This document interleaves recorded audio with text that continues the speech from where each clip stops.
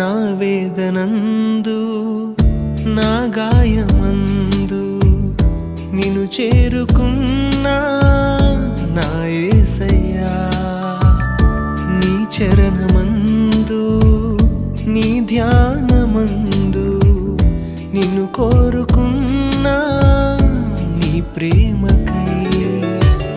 కరుణించినావు, నన్ను పిలిచినావు, గమనించినావు, ఘనపరచినావు.